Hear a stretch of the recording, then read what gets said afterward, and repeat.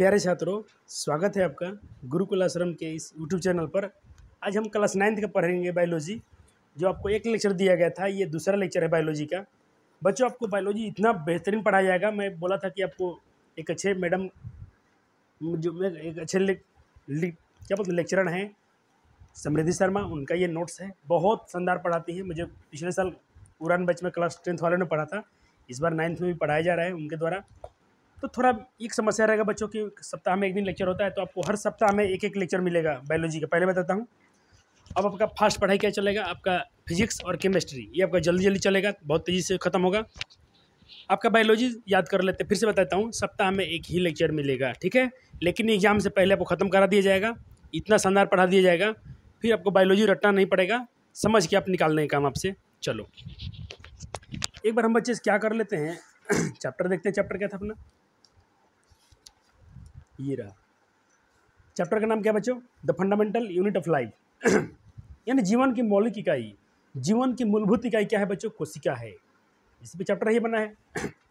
क्या बच्चों आपको लगता है कि क्लास 9th में पढ़ना था? नहीं बच्चों, आप भ्रम में थे। अगर आप क्लास 8, ये कहाँ बच्चों, देखो कक्षा 8वीं का था। इसीलिए बोलते हैं भाई NCERT बहुत अच्छी किताब होती है बच्चों। हम गलती क्या करते हैं बच्चों, पढ़ते नहीं उसको है, और कोई चीज़ इतना एक समय हमको टफ लगने लगता है, ये कारण था।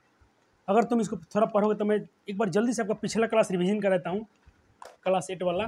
थोड़ा समय नहीं लूँगा इसमें, बहुत कम समय में पूरे चैप्टर का एक बार थोड़ा हम जल्दी फास्ट में रिवीजन करा लेते हैं कि इसमें बहुत अच्छी अच्छी बातें लिखी गई हैं। देखते हैं। जैसे इसमें बच्चों लिखा गया है कि सजीवों का शरीर छोटी छोटी संरचनात्मक इकाइयों से मिलने से बना है। ये संरचनात्मक इकाइयाँ जीवन संबंधी तमाम क्रियाकलापों का संचालन का आधार हैं।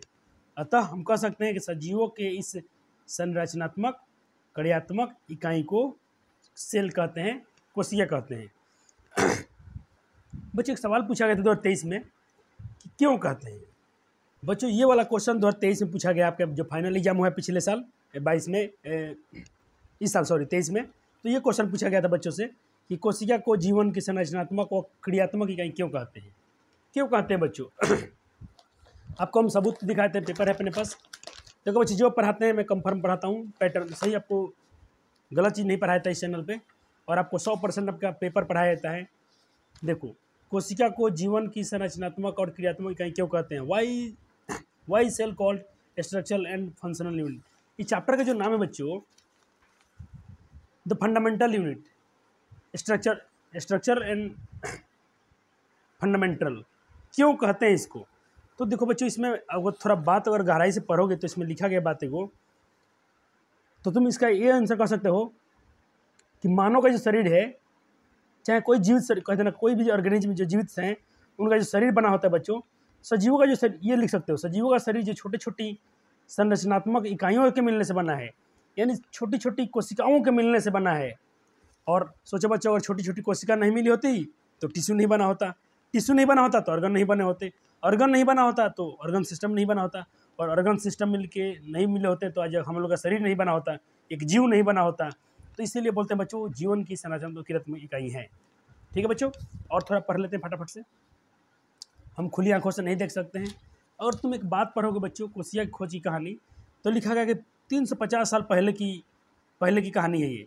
लेंस का उपयोग चीज़ों का बड़ा करने के लिए किया होने लगा था। कई वैज्ञानिक सूक्ष्मदर्शी की मदद से एक नई दुनिया देख रहे थे, उसका वर्णन कर रहे थे। ऐसे ही एक वैज्ञानिक थे रॉबर्ट हुक, उन्होंने एक सूक्ष्मदर्शी बनाया था, सेल्फ खुद से बना था बच्चों। जब सूक्ष्मदर्शी हाथ में आया तो उन्होंने तमाम चीज़ें देखना शुरू कर दिए। ऐसे ही चीज़ थी एक कर्क। क्या थी बच्चों, कर्क। ये भी क्वेश्चन पूछा गया है। कर्क की पतली कटान या कर्क का छीलन, यानी जो पेपर का जो गाछ का जो छिलका था उसको देख रहे थे, और उन्होंने क्या पाया बच्चों, छाल के अंदर वाली परत से बनाया जाता है, और कर्क ओक की छाल के अंदर वाली परत से बनाया जाता है। इसमें हुक को जो भी कुछ दिखा वह वंडरफुल था बच्चों, आश्चर्यजनक थी बातें बच्चों। हाँ चलो देखो, इसमें उन्होंने इसका सेल का नाम दिया था। और थोड़ा पढ़ोगे तो यहाँ पर लिखा गया कि कर्क में उन्होंने देखा तो ढेर सारी छेद दिखाई दी, बहुत सारी कोठरियाँ दिखाई दी थी, जो आपके बुक में क्या लिखा है, मधुमक्खी की छत्ते जैसे कोठरियाँ थी, प्रकोष्ठ थी, उसी कोष्ठ को, उसी प्रकोष्ठ को, उसी चेम्बर को उन्होंने क्या कह दिया बच्चों, सेल कह दिया। सेल का लैटिन नाम क्या है बच्चों, सेलुला। क्या नाम है, सेलुला, यानी कोठरी। हो गया। वास्तव में हुक द्वारा देखी गई कोठरी नंबर खाली, ये भी क्वेश्चन पूछा गया है। वास्तव में कोशिका क्या थी बच्चों, तो मृत कोशिका थी जो बीच की दीवारों के कारण अलग अलग नजर आ रही थी। और बहुत कुछ बातें इसमें लिखी गई बच्चों। तो मैं क्लास 8 तो भी नहीं करने जा रहा हूँ चर्चा, लेकिन मैंने आपको दिखाया कि आप लोग को कैसा लगता है सिलेबस भारी है। ऐसा नहीं होता है बच्चों, हम गलती करते हैं, उस चीज़ को नहीं पढ़ते हैं, छोड़ देते हैं क्लास को। 9th भी ढंग से नहीं पढ़ेंगे, 10th में चले जाएंगे तो क्या, चले जाओ 11th में फिर रोना पड़ेगा। जो बच्चा का 9th क्लियर नहीं 11th में रोएगा। आपने इसको बच्चों पढ़ लिया होगा। तो इसी से क्वेश्चन पूछता है कि रॉबर्ट हुक ने कोशिका खोज कैसे की थी और क्यों की थी। तो इस क्वेश्चन का आंसर कर रहे हैं बच्चों, शायद मैंने नहीं कराया था, ये उसका आंसर है। चलो, ये क्वेश्चन का आंसर कर रहे हो बच्चों कि कोशिका खोज किसने और कैसे की। हो गया। चलो, और एक क्वेश्चन जो मैं चर्चा कर रहा था बच्चों, जो कोशिका को जीवन की संरचनात्मक और क्रियात्मक इकाई क्यों कहते हैं, ये पिछले लेक्चर में करा दिया गया है। फिर से मैं चर्चा करता हूँ। क्यों बच्चे, रटना नहीं है। तो संरचनात्मक और क्रियात्मक इसलिए कहा जाता है कि सभी जीव अत्यंत छोटी छोटी कोशिकाओं से बने हैं। बने कि नहीं बने हैं? और छोटी छोटी कोशिकाओं से क्या बना है, ऊतक बना है। ऊतक से क्या बना, देखो ये पाचन तंत्र, श्वसन, उत्सर्जन, जितना चीज़ बना है ना, ये सब चीज़ किससे बना है बच्चों, सेल से ही बना है। तभी आज हमारा किडनी काम कर रहा है, लीवर काम कर रहा है, हमारा पाचन तंत्र काम कर रहा है, सब कोशिका से ही बने हैं। तो क्यों उसको हम नहीं बोलेंगे जीवन की इकाई, बोलेंगे बच्चों, बोलेंगे उसको संरचनात्मक और क्रियात्मक इकाई बोल सकते हैं। उसी का जीवन का बेस है बच्चों सेल। समस्या? No sir. चलो, ये तो तुम रट गए हो। फिर से बात कर लेते हैं। हर बार तुम सर कितना बार इसका डेफिनेशन दिखाते हैं, कोई बात नहीं बच्चों, फिर से देख लेते हैं। What is cell? Cell is the basic structural and functional unit of life. और किसके लिए बच्चों? लिविंग ऑर्गेनिज्म के लिए, यानी कोशिका सजीवों की मूलभूत। और तुम जब 8वीं क्लास में जाओगे ना, क्या बात है बच्चों, किताब में सब कुछ लिखा गया था। आप क्यों नहीं पढ़ते थे बच्चे उस समय, क्यों हमको धोखा दे रहे थे? अब मैं ऑनलाइन वाले को नहीं पढ़ाऊँ, ऑनलाइन तो इस बार पढ़ाया जाएगा बच्चों। मेरा कोशिश है कि सारे क्लास को पढ़ा दूँ, 6ठा से लेकर 12th तक टारगेट रखा हूँ। जो 10वां तक तो इस बार कोशिश है पूरा कर दें, और 12th वाले को अगले साल भयंकर पढ़ाया जाएगा। इस साल तो बायोलॉजी हमको 4 के पढ़ाया जा रहा है, पिछले साल बाकी विषय पर भी चर्चा होगी। चर्चा नहीं, गर्दा उड़ेगा सब। देखो लिखा है, कोशिका सजीवों की मूलभूत संरचनात्मक और क्रियात्मक इकाई होती है बच्चों। क्या बात है, खुशी होती है मुझे छोटे क्लास का बुक देख कर के, इतना अच्छा बुक बनाया गया है। अब बच्चों इसमें बात एक लिखा गया था लिविंग के लिए। ये लिविंग क्या होता है बच्चों, सजीव क्या होते हैं बच्चे? तो सजीव में आते हैं bacteria, plants, animal, fungi. Fungi मतलब कवक, जंतु, पादप, जीवाणु। लेकिन वायरस क्या है बच्चों? तो वायरस में मैं लगा दिया हूँ क्रॉस, इसका मतलब सजीव नहीं है। तो वायरस क्या होते हैं बच्चों? कोई पूछे तो बताओ वायरस क्या होता है, सजीव कि निर्जीव? तो कह देना, तुम कह देना ये होते हैं partial living organism. Partial living organism, sorry partial क्या है, तो कहना कि ये लोग आंशिक रूप से सजीव हैं। आंशिक रूप से, किस रूप से? आंशिक। जैसे मानता हूँ, मान लो कोई बैक्टीरिया है, मानते हैं बच्चों, तो मान लो इसका इतना दूर का शरीर क्या है, लिविंग है, और ये क्या है, नॉन लिविंग है। यानी थोड़ा थोड़ा उसका शरीर सजीव होता है, बाकी सजीव नहीं होता है, ऐसा कह सकते हैं। अब सेल बच्चों हम क्यों कहते हैं कि संरचनात्मक और क्रियात्मक इकाई है? क्योंकि बच्चों सेल बना है टिश्यू से, टिश्यू बना है ऑर्गन से। बस सेल से बहुत सारे, देखो एक सेल था, बहुत सारा सेल मिला, बहुत सारा सेल मिला तो क्या बन गया, टिश्यू बन गया, यानी ग्रुप ऑफ सेल, सेलों का समूह टिश्यू। अब टिश्यू का समूह ऑर्गन, ऑर्गन का समूह, और इस ऑर्गन में क्या है बच्चों? कुछ अंग का नाम बता दीजिए सर जी। अरे हृदय, किडनी, लंग्स, पैंक्रियाज, लीवर, ये सब अंग ही तो है बच्चों। नहीं, लीवर अंग नहीं है, लीवर एक ग्लैंड है। ऑर्गन सिस्टम कैसे बन गया? ऑर्गन सिस्टम में क्या क्या है बच्चों? जैसे हम लोग के पास क्या है, श्वसन तंत्र है, रेस्पिरेटरी सिस्टम है, पाचन तंत्र है, उत्सर्जन तंत्र है, परिवहन तंत्र है। इतना सारा तंत्र बन गया ना, सारा तंत्र मिलकर हम लोग खड़े हो गए हैं एक जीव के रूप में, एक ह्यूमन बन गए हैं, एक आदमी बन गए हैं। कोई भी जीव बना है ऐसे ही बना है। देखो फंक्शनल यानी क्रियात्मक क्यों कहते बच्चे? क्योंकि शरीर की सारी क्रियाएं सेल्स, कोशिका की ही वजह से सारी क्रियाएं होती हैं, इसीलिए हम इसको फंक्शनल बोलते हैं। स्ट्रक्चरल क्यों बच्चों? पूरा शरीर ही हमारा इससे बना है, बहुत सारे सेल से ही शरीर का ढांचा यानी स्ट्रक्चर का निर्माण हुआ है, तो हम क्यों नहीं कहेंगे? वैसे आंसर करा दिया गया है आपको। चलो, डिस्कवर ऑफ सेल तो बारे में पढ़ा था बच्चों, रॉबर्ट हुक ने किया था। पहले पढ़ लिया था अपने, उन्होंने देखा तो जो लेकिन डेड सेल था और वो प्लांट पर के चेक किए थे। कुछ क्वेश्चन बच्चों, अब बाकी वैज्ञानिक को नहीं भूलना है, जितना वैज्ञानिक के बारे में पढ़ाया हूँ सब आपको याद रखना है, बार बार रिवीजन करना पिछले नोट्स को। ये लेक्चर नंबर 2 है, लेक्चर नंबर 1 को नहीं भूलना है। मानता हूँ उसमें से बेसिक बातें थी। चलो, सबसे बड़ा लिविंग सेल किसका होता है? तो शुतुरमुर्ग का अंडा, शुतुरमुर्ग का अंडा जो की कोशिका होती है और जिंदा भी है, जीवित भी है। शुतुरमुर्ग को हम लोग ऑस्ट्रिच बोलते हैं। ऑस्ट्रिच का जो एग होता है बहुत बड़ा सेल होता है, सबसे बड़ी कोशिका। सबसे छोटी कोशिका किसकी होती है लिविंग ऑर्गेनिज्म में? तो माइकोप्लाज्मा की। किसके बच्चों? माइकोप्लाज्मा की। चलो कुछ क्वेश्चन कर लेते हैं बच्चों। हुड स्कर्व सेल, अब बच्चे जानते हैं। रबट हुक, निम्न में कोशिका के अपना आकार बदल सकती है, कौन ऐसा है जो अपना जो सेल का आकार बदल सकता है? फटाफट कीजिए आंसर। 2 नंबर का आंसर कीजिए प्यारे बच्चों। मसल्स का सेल, मसल्स मतलब ये मांस का सेल, ये जो मांस में सेल है बच्चों, क्या ये अपना सेल का साइज बदल सकते हैं? नहीं सर, नहीं बदल सकते हैं। बोन, हड्डी का सेल, अस्थि का सेल, नहीं सर। अमीबा, इसीलिए उसका कोई शेप नहीं होता है। निम्नलिखित में सबसे बड़ी जीवित कोशिका, अभी तो बताए थे बच्चों, शुतुरमुर्ग का अंडा। निम्नलिखित में किस वैज्ञानिक ने कोशिका के सिद्धांत का विस्तार रूप से खोज किया था? किसने बच्चों? तो आपने पढ़ा होगा विर्चो, रुडोल्फ विर्चो ने पूरा एक सेल थ्योरी आया था, लेकिन इन्होंने उसको और बेहतर किया था। क्योंकि सेल थ्योरी ये नहीं बता रहा था स्लीटन और स्वान वाला कि सेल कहाँ से आए हैं, इन्होंने बताया कोशिका कहाँ से आई है। न्यूक्लियस की खोज नहीं बताएंगे। न्यूक्लियस की खोज किसने की थी? जाके पिछला नोट्स देखो, बताओ, ये होमवर्क हो जाएगा आपका। निम्न में किस जीव की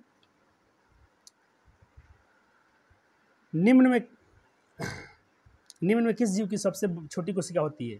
सबसे छोटी अभी बच्चे जानते हैं। इसका तुमको करना है होमवर्क में, पढ़ा दिया है, जाकर नोट्स पलट के देखना पहले कि न्यूक्लियस वाला किसने खोजा था, डेड सेल किसने खोजा, सब तुम जानते हो। निम्नलिखित में कौन सी कोशिका जो है ब्रांच जैसे दिखती है बच्चों, शाखा ऐसा दिखती है? दिखा दें, पकड़ लोगे? चलो दिखा देते हैं। ये बच्चा लोग बोल रहा है प्रेम से, तो दिखाना पड़ेगा ना।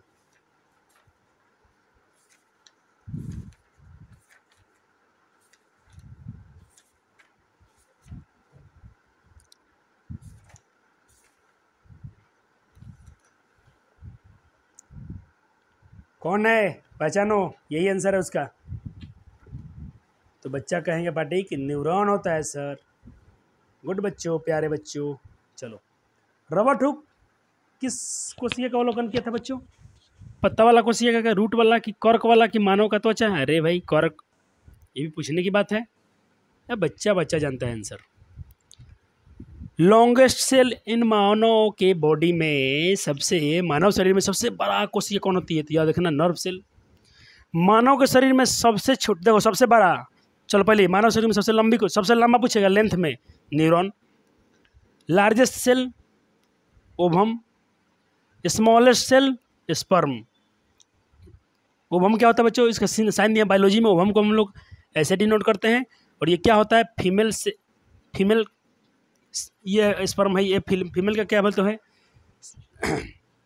सेक्स ऑर्गन है, तो उसका सिंबल है ये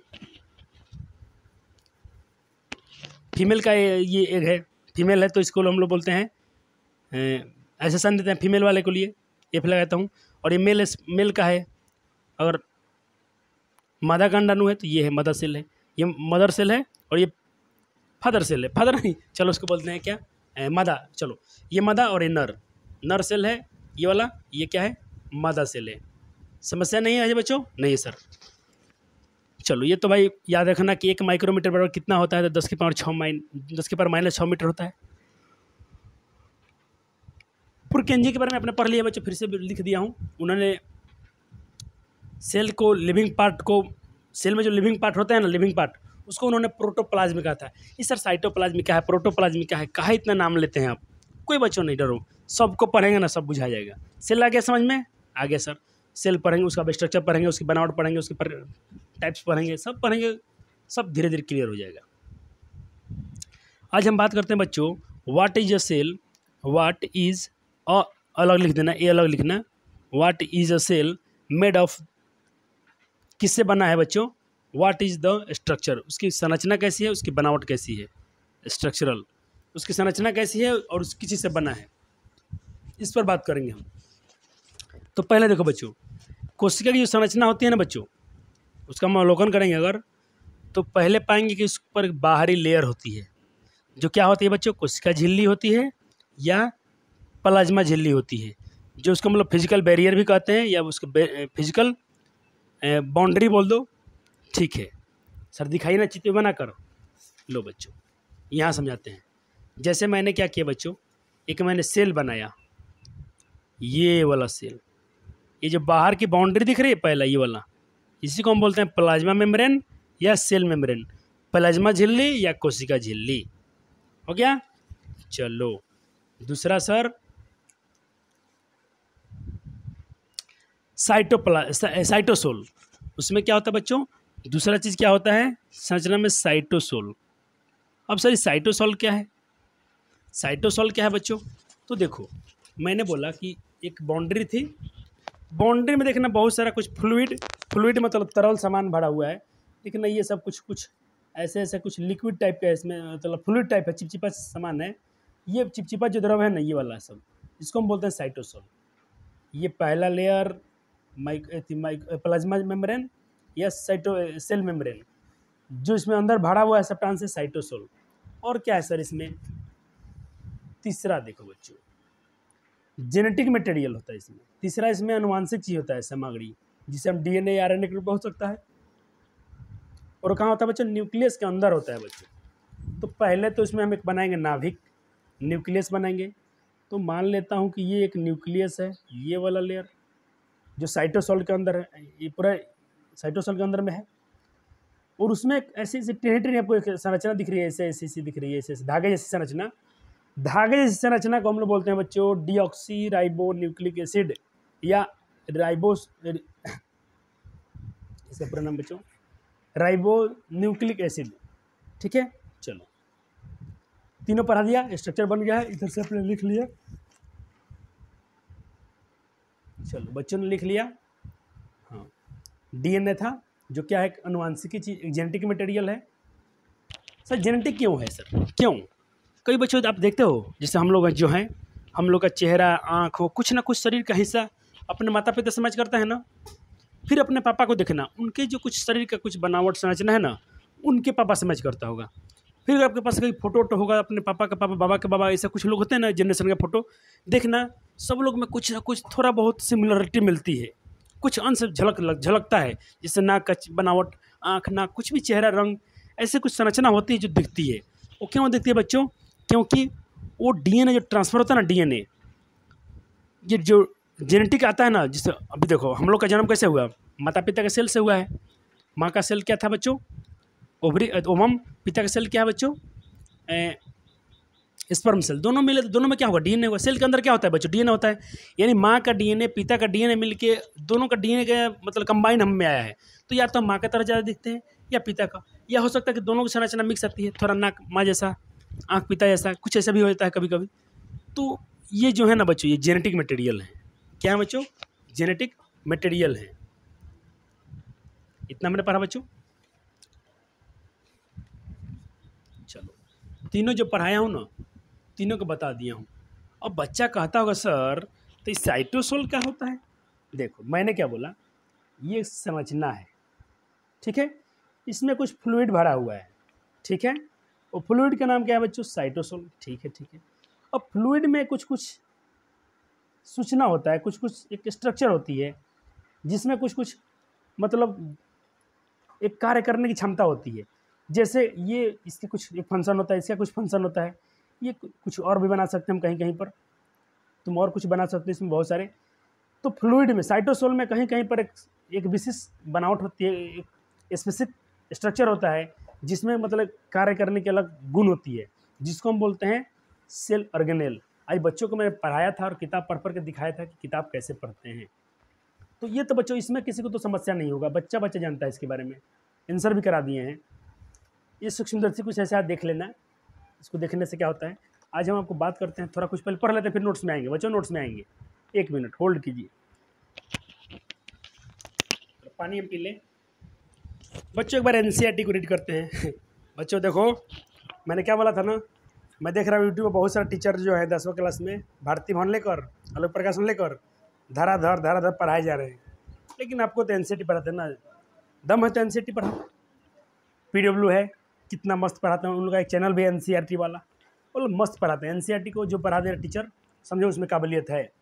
भारती भवन तो गधा भी पढ़ा सकता है, भारती भवन तो गधा भी पढ़ा सकता है। एनसीईआरटी जो पढ़ाए समझो उसमें पावर है, वो उसके पास कॉन्सेप्ट है। चलो बच्चों, ये संरचना क्या है बच्चों, जो बार बार थोड़ा इसमें हम ज़्यादा डीप में नहीं जाएंगे बच्चों, थोड़ा फास्ट में पढ़ते हैं। जहाँ अच्छा टॉपिक होगा उसको हम लोग हाईलाइटर भी लेकर बैठेंगे और उसको हाईलाइट भी कर लेंगे। आपके पास एक हाईलाइटर होनी चाहिए, ऐसा जैसा भी रखें एक हाईलाइटर रखो। चलो, कहते हैं कि ये सभी संरचना एक जैसी दिखाई देती है। ये सभी मिलकर एक बड़ी बड़ी, ये प्याज की जो प्याज काट के देखा गया था उसके बाद हो रहा है इसमें। जैसे प्याज, इस क्रियाकलाप से हमें पता चलता है कि विभिन्न आकार के प्याज में सूक्ष्मदर्शी द्वारा देखने पर एक जैसी संरचना दिखाई देती है। प्याज की झिल्ली की कोशिकाएं एक समान है। प्याज के आकार से इसका कोई संबंध नहीं है, साइज कैसा भी है, लेकिन उसकी जो झिल्ली थी सब सेम साइज की थी। प्याज छोटा है बड़ा है कोई मतलब नहीं, सारे उसकी झिल्ली जैसी थी। ये छोटी छोटी संरचनाएं जो हम देख रहे हैं, शलकंद प्याज की मूलभूत इकाई हैं। इन संरचनाओं को कोशिका कहते हैं। न केवल प्याज बल्कि जितने सभी जीव जंतु आसपास देखते हैं सभी कोशिकाओं से ही बने हैं। इसीलिए तो हम कहते हैं कि जीवों की संरचना मतलब क्रियात्मक कोशिका कहते हैं। और ये जो प्रश्न आपसे पूछा गया था 2 नंबर कि संरचनात्मक और क्रियात्मक क्यों कहते हैं, तो भी कहें कि नहीं कहेंगे, सारा जीव ही कोशिका से बना है। तो संरचना तो सबकी सेल से ही हुई है। कुछ जीव एक कोशिकीय भी होते हैं, कुछ यूनिसेलुलर ऑर्गेनिज्म भी होते हैं। इसको इंग्लिश में क्या बोलते हैं बच्चे हम, एक कोशिकीय को यूनिसेलुलर,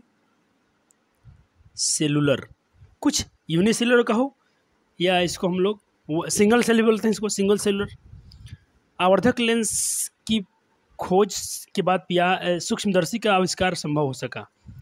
यह पता चला है कि एकमात्र कोशिका स्वयं ही संपूर्ण जीव जैसे अमीबा, क्लेडमोनास, यहाँ से क्वेश्चन उठाया बच्चों, पैरामीशियम तथा बैक्टीरिया हो सकती हैं। अब इसको अंडरलाइन कर लो, ये बहुत, मैं दिखाता हूँ सवाल क्या पूछा था। बच्चा लोग आंख बंद कर लिया था सवाल देखकर, तो तुम घबराती, तो तुम एनसीईआरटी नहीं पढ़ते इसलिए फंसते हो। जब पूछेगा इनमें से कौन बहुकोशिकीय जीव है, तो तुम एक कोशिकीय को हटा देना, जो बचेगा वो बहुकोशिकीय होगा। मान लो 4 ऑप्शन देंगे, बोलेंगे बताओ इसमें से कौन बहुकोशिकीय है, तो तुम याद रखना कि एक कोशिकीय कौन है, अमीबा, क्लेडमोनास, पैरामीशियम और बैक्टीरिया। ये क्या होते हैं बच्चे, यूनिसेलुलर ऑर्गेनिज्म है। इन सजीवों की एक कोशिका जीव कहते हैं, इनको एक कोशिकीय जीव कहते हैं क्योंकि इनके पास एक सेल है इसीलिए। इसके अतिरिक्त बहुकोशिकीय अनेक कोशिकाएं समाहित होकर बनते हैं। जैसे हम लोग क्या है, मल्टीसेलुलर ऑर्गेनिज्म का, तो बहुकोशिकीय के पास जीव जितने, जैसे हम लोग जीव हैं, पेड़ पौधा हो गया, इनके पास विभिन्न अंगों का निर्माण करती हैं, सेल से ही करती हैं। लेकिन कुछ उदाहरण अब देखो, फंजाई, पादप, जंतु, क्या हम कुछ और एक कोशिकीय जीवों के विषय में पता कर सकते हैं। कहता है कि अगर तुम कुछ और ऐसे जीव का पता करो जिसके पास एक ही वो सेल है, गूगल कर सकते हो, जांच कर सकते हो। चलो, प्रत्येक बहुकोशिकीय जीव एक कोशिकाओं से ही विकसित हुआ है। कितने, देखो मानते हैं, चलो मैं मानता हूँ कि ये अमीबा है, और ये मैं मानता हूँ चलो हम लोग हैं, ये मानव है, इसके पास बहुत सारा सेल है, इसके पास एक सेल है। लेकिन ये मानव भी बना है ना, एक सेल से ही बना है। कैसे बताऊँ, चलो मान लो कि ये माँ का सेल था, ये पिता का सेल है, उनका सेक्स जो गैमेट्स हैं जो रिएक्शन करते हैं, तो भले जो फर्टिलाइजेशन करते हैं और जाइगोट बनता है, फिर हम लोग जैसे बच्चे, मतलब जिसको ये पिता का स्पर्म और माँ का वो अंडाणु, ये दोनों मिलके सिंगल सेल से थे बच्चे, दोनों सिंगल सेल था। तो सेल से मिलके फिर जाइगोट बना, कुछ बने, जीव हम लोग तैयार हुए सब। एक बहुकोशिकीय जीव भी एक कोशिका से ही विकसित होते हैं, सिंगल सेल से डेवलप होकर हम बन जाते हैं। कहते कैसे हाउ, कैसे हुआ है सब, क्योंकि सेल डिवीज़न होता है बच्चों। क्या होता है, एक सेल से ही हम लोग इतने बड़े सेल, इतने बड़े ऑर्गेनिज्म कैसे बन गए। तो इसका आंसर क्या कहोगे, तो कहना इसका मेन कारण है बच्चों सेल डिवीज़न। इंग्लिश में क्या बोलेंगे इसको, सेल डिवीज़न। कोशिका विभाजित होती है, कोशिका बट जाती है बच्चों। बढ़ते बढ़ते बहुत सारी कोशिकाएं हो जाती हैं, और सारी कोशिकाएं मिलकर फिर क्या बनाती है? टिश्यू। टिश्यू से ऑर्गन। अपने ही जैसी कोशिकाएं बनाती हैं। एक और खासियत है इसकी, जो कोशिका, जैसे ये कोशिका डिवाइड होगी अपना ही जैसे बनाएगी। सभी कोशिकाएं अपनी पूर्ववर्ती कोशिकाओं से ही उत्पन्न होती है। ये तो विर्चो ने काम किया था, बताया था। ये सेल थ्योरी ये भी तो कहता है। सेलुलर का अर्थ यही तो होता है बच्चों को, सारी कोशिकाएं अपनी पूर्ववर्ती कोशिकाएं से बनती है। मान लो कि एक सेल से टूट के बना है, तो ये अपने से ही, इसके पहले वाले से ही आया होगा, कोई नया सेल नहीं बनता है। अब ये तो आपको अपने बुक में लिख लेना चाहिए। ये आपको बुक में लिख लेना है बच्चों, इसे भी जाने। इसमें हम क्या हाईलाइट करें, इसको खुद पहले से हाईलाइट कर दिया गया है, पीला बॉक्स में दे दिया गया है। इसको अपने नोटबुक में लिखना है। मैं यहाँ लिखता हूँ, अपने नोट्स में इसको ऐड करना है। क्या ऐड करना है? कोशिका की सबसे पहले पता रबर लगाया था, ठीक है, अच्छी बात है। कर की पतली काट से अनगर सूक्ष्मदर्शी की सहायता से देखा था उन्होंने। फिर लुहेनहॉक आए थे 1674 में। सबसे पहले इन्होंने एक अच्छा सेल से माइक्रोस्कोप से तालाब के जल में स्वतंत्र रूप से एक जीवित कोशिका का इन्होंने खोज किया था। रॉबर्ट ब्राउन ने कोशिका में केंद्र का पता, ये मैं आपसे क्वेश्चन पूछा था कि केंद्र का पता किसने लगाया था। तो देखा क्वेश्चन कहाँ से पूछेगा, बुक से बाहर थोड़ी जाएगा। जब ये तुमसे क्वेश्चन में किया था, होमवर्क में दिया था, कहाँ गया भैया, ये वाला कि न्यूक्लियस का किस, अरे न्यूक्लियस मतलब केंद्र, तो कौन हो गए? रॉबर्ट ब्राउन हो गए कि नहीं हो गए? Robert brown. और पुरकेंजी वाले आपको बताया था, जो पुरकेंजी थे, जेई पुरकेंजी थे 1839 में कोशिका में स्थित तरल जैविक पदार्थ का को साइटोप्लाज्म जीव द्रव्य का नाम दे दिया था इन्होंने। 2 जीव वैज्ञानिक, एक आए थे स्लीडन और एक स्वान, इन्होंने सेल थ्योरी दिया था। उनके अनुसार क्या था, सेल थ्योरी क्या कहती है कि पौधे तथा जंतु कोशिकाओं से ही बन लेते हैं। ये कौन भारी बात हो गया भाई कि पौधा और कोशिका, यानी हम लोग और पौधा सब सेल से ही बना है, अच्छी बात है। लेकिन ये लोग ये नहीं बताया कि सेल आया कहाँ से। तो फिर बिरचू महाराज आए और इन्होंने कोशिका सिद्धांत को और डेवलप किया और उसको विस्तार से समझाया। इसीलिए, और उन्होंने क्या कह दिया कि सारी कोशिकाएं पूर्ववर्ती कोशिकाएं से ही बनती हैं। 1940 में इलेक्ट्रॉन ने खोज। तो ये क्वेश्चन आपसे पूछा जाए अगर कि इलेक्ट्रॉन सूक्ष्मदर्शी खोज कब हुई थी, तो तुम क्या कहोगे बच्चों? 1940 में। चलो, इसको तुमको पूरा ऐड करना है। अपने अपने जिसके पास एनसीईआरटी नहीं है तो लो, ये एनसीईआरटी रहा। जिनके पास नहीं है तो यहाँ से ऐड करेंगे। ये आपको अपने नोटबुक में अभी लिखना है, जस्ट अभी लिखना है, जब भी पढ़ाई हुआ अभी नोट करो, वीडियो रोको और नोट करो। चलो, अब क्रियाकलाप का आंसर खुद से देना बच्चों। कहता है कि हम पत्ती की झिल्ली यानी मेम्ब्रेन, प्याज की मूलग्रा अथवा विभिन्न आकार के प्याज की झिल्ली की अस्थायी स्लाइड बना सकते हैं। कहते उपरोक्त क्रियाकलाप करने के बाद निम्नलिखित प्रश्नों का उत्तर दीजिए। क्या सभी कोशिकाएं आकार आकृति की दृष्टि से होती है? नहीं। क्या सभी कोशिकाओं की संरचना एक जैसी दिखाई देती है? नहीं। सारे सेल एक जैसे नहीं होते हैं। पत्ती की झिल्ली की, प्याज की, सबका अलग अलग हम लेंगे। विभिन्न प्रकार के सब एक जैसे। क्या पादप के विभिन्न भागों में पाए जाने वाले कोशिकाओं में कोई अंतर है? अंतर हो सकता है बच्चों। हमें नहीं, पादप में तो एक था ना बच्चों, यहाँ लिखा गया सर, नहीं पादप में नहीं लिखे, हो सकता अंतर हो सकता है। हमें कोशिकाओं में क्या समानता दिखाई दी कि सारे कोशिकाएं का साइज और शेप क्या होता है बच्चों, अलग अलग होता है।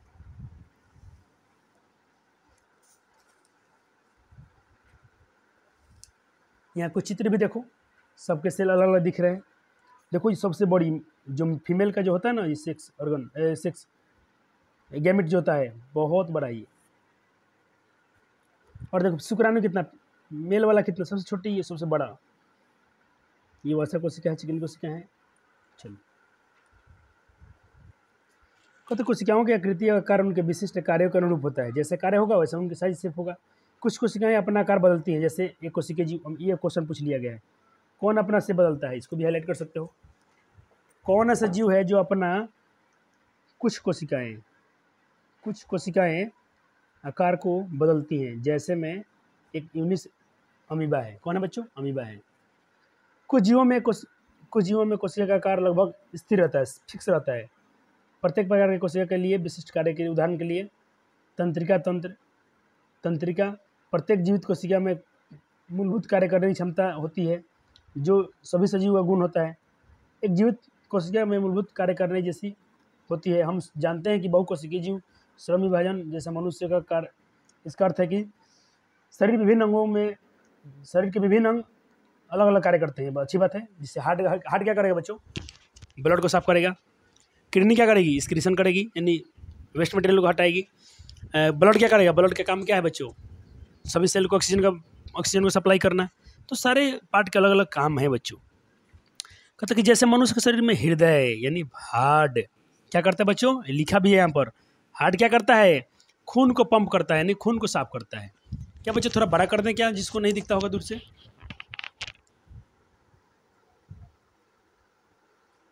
हमें ध्यान नहीं आया बच्चों, नहीं तो मैं बड़ा कर दिया होता। अभी ध्यान आया मेरा कि बच्चे को शायद दिख ही नहीं रहा होगा। चलो, तथा अमाशय, अमाशय क्या बोलते हैं बच्चों, स्टोमक, क्या बोलते हैं, स्टोमक का तो भोजन का पाचन करता ही है। हाँ सही बात है, पहले भोजन अमाशय में पहुंचता है जहाँ पर HCl और वहाँ पर कुछ ग्लैंड्स हैं जो डाइजेस्टिव जो छोड़ते हैं, पाचक रस छोड़ते हैं, जिससे भोजन पचता है। एक कोशिका में भी श्रम विभाजन होता है। वास्तव में ऐसी प्रत्येक कोशिका में कुछ विशिष्ट घटक होते हैं जिन्हें ये लिख दिया ना, कोशिकांग किसे कहते हैं। तो तुम कहना प्रत्येक कोशिका में कुछ विशिष्ट घटक होते हैं जिन्हें कोशिकांग कहते हैं। आपसे क्वेश्चन पूछा जाए कोशिकांग, कोशिकांग किसे कहते हैं, और सर इंग्लिश में क्या बोलते हैं इसको। आपसे क्वेश्चन पूछा जाए सेल ऑर्गेनेल, सेल ऑर्गेनेल्स क्या होते हैं, कोशिकांग क्या होते हैं। तुम क्या कहोगे कि प्रत्येक कोशिकाओं में एक विशिष्ट एक स्पेसिफिक कंपोनेंट घटक होते हैं जिन्हें हम लोग कोशिकांग कहते हैं या कोशिका अंग कहते हैं। विशिष्ट कार्य करता है, अलग अलग का, जैसे कोशिका में नए पदार्थ का निर्माण करना, अपशिष्ट पदार्थों को बाहर निकालना, सब सेल का अपना अपना ये सब काम है। कोशिकांगों के कारण ही एक कोशिका जीवित रहता है। और सेल और कोशिकांग नहीं होता, सेल ऑर्गेनेल नहीं होते। एक और आपसे अनुरोध करता हूँ मेरे बच्चों से, जो भी NCERT खरीदते हैं आप NCERT से ही पढ़ना। और एक बात करना बच्चों, आप लास्ट में जाकर जैसे आपका बुक खत्म होता है कहाँ पर, ये जो परिभाषिक शब्दावली देता है बच्चों, इसको जरूर आप याद करें। जैसे मैंने बोला रेंडम मतलब अनियमित, रिजेंट मतलब अभिकर्मक, रिएक्टेंट मतलब अभिकारक, पोसिलिटेटेड मतलब अग्रहित, कैरेक्टरिस्टिक्स यानी अभिलक्षण, ये आपको वर्ड याद करने चाहिए बच्चों। अच्छा मैंने अभी कोशिकांग बोला बच्चों, ये कोशिकांग कहाँ मिलेगा आपको, देखो मिल जाएगा यहाँ पर, क्या लिखा है कोशिकांग, क्या लिखा है कोशिकांग। इंग्लिश क्या होता है बच्चों, सेल ऑर्गेनेल्स होता है कि नहीं। कोशिका द्रव्य इंग्लिश में क्या होता है, साइटोप्लाज्म। तो बच्चों आपको इंग्लिश याद करना चाहिए, न्यूक्लियाड, केंद्राय, केंद्रकाय, क्यूटिन, कुपिका, एल्वेोली इसको बोलते हैं हम लोग, कंकाल पेशी यानी स्केलेटल मसल, कंडरा, टेंडन, सब बच्चे अच्छे अच्छे वर्ड होते हैं इसमें। हमने इसको पढ़ लिया। चलो, यानी सेल ऑर्गेनेल के कारण ही सारे कोशिका जो अपना काम करते हैं। अतः कोशिकांग मिलकर एक मूलभूत इकाई बनाते हैं जिसे कोशिका कहते हैं। यह बड़ा रुचिकर बात है कि सभी कोशिकाओं में एक ही प्रकार के कोशिकांग होते हैं। इससे कोई फर्क नहीं पड़ता है कि उसके कार्य क्या है अथवा किस जीव में पाई जाती है, एक ही प्रकार के होते हैं सेल ऑर्गेनेल। ये दो क्वेश्चन है, दोनों का आंसर करा दिया गया आपको।